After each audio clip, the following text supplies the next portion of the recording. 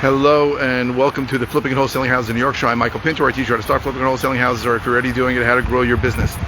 So I'm talking about something a lot of people don't talk about, and that is getting into a business for the right reasons and understanding how you should be running a business and a business should not be running you. And here's what I mean. And this is different for everybody, right? There are guys who want to work 80 hours a day, 80 hours a week. That is the ultimate business for them, where they can spend all day on the business. For me, I'm looking to get out of the business as much as possible, and you have to build a business that works for you. So what happens with a lot of people is they leave a job, they start a business, and they find out they're making, even if they're making more money than they were making in their job, that they really just took a job that was a lot more complicated than they thought. Because if you are not in control, right, the whole purpose, the end why for me anyway, and most people, is freedom, right? Mostly time freedom, right? The freedom to spend my time doing the things that I want to do. Now, for some people, they want to spend their time in the office or working on their phone or working in their pajamas in their bed. There's a guy here at Investor Fuel who literally works out of his bedroom in his pajamas all day, and the guy does multiple seven-figure business. Buys on auctions all over the country. That's fine. But you have to decide what that means for you. What does freedom mean for you? For me, I really want to travel a lot, right? And I've been traveling a lot. I have a grandchild in California. I want to spend as much time with him as possible. I like to spend time in Israel. I like to spend time in South Florida. So for me, I'm trying to build a business that allows me to spend 9 months out of New York if I can, or really all the time out of New York.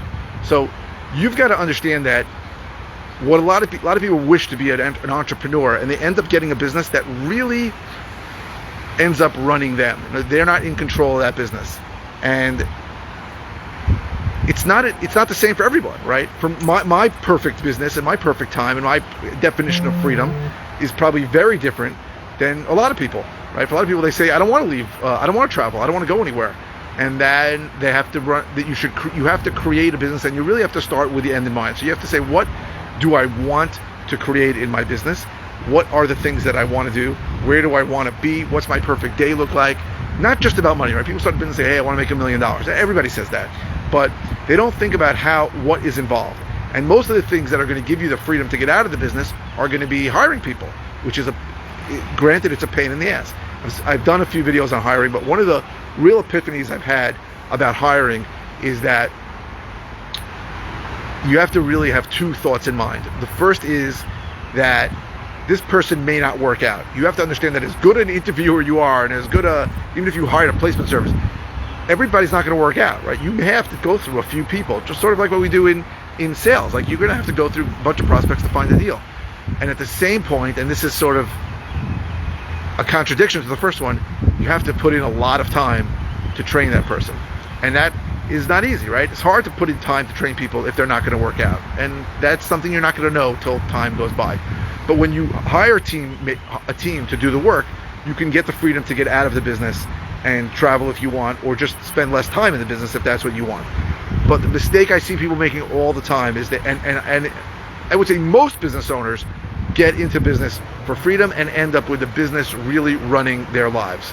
And it happens in this business, I would say, as much, if not more, than in other businesses. Because in the beginning, when you're a real estate investor, you're doing a million things, right? You're doing marketing, you're doing sales, you're doing dispositions, you're doing everything. If you're flipping properties, you're managing construction.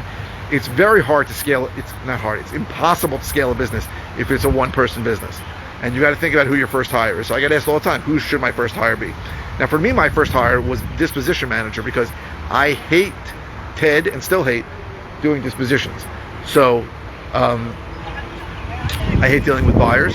And I tell a story that happened a bunch of times when I had one of my children's birthday parties, one of my first deals.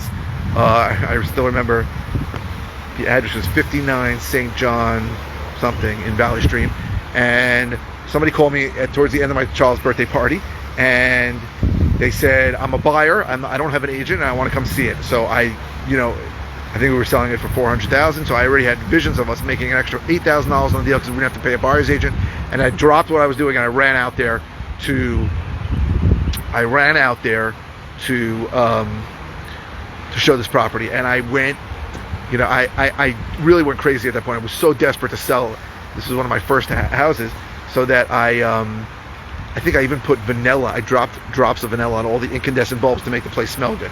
And I turned on all the lights, and I swept up, and I made it look beautiful. And I'm sitting there and I'm waiting, and guess what happened? I call, they go, oh yeah, we changed our mind, we're not coming. I think at that moment I said, I cannot deal with buyers. Like, I can't do it. So I hired a disposition manager first. For a lot of people, it's an acquisitions manager, right? They don't like talking to sellers. I hate it. I don't like dealing with sellers. Sellers are full of crap. Sellers are liars. Yes, it's true. And I eventually hired acquisition managers, but it's really, when you want to hire people and you want to grow a business, the questions to ask yourself are, what are the things I hate doing? What are the things that suck the energy out of me? And what are the things I'm really not good at, right? That I think I can hire somebody better for. Now, there's always going to be somebody better than you, but if there's something where you feel like you're just not even at a basic level of competency, you need to hire somebody for it. And if there's things that you just hate that suck the energy out of you, those are the things you need to hire for. So for me, I hired a disposition manager first, and then it was a bunch of leads managers because they're doing follow-up, right? Also, if things aren't getting done, so if for example, follow-up calls are not getting done, I know people that just don't make follow-up calls. You need to hire a leads manager who's going to make those follow-up calls. That's important. Sorry. So those are the questions to ask, and the real question is,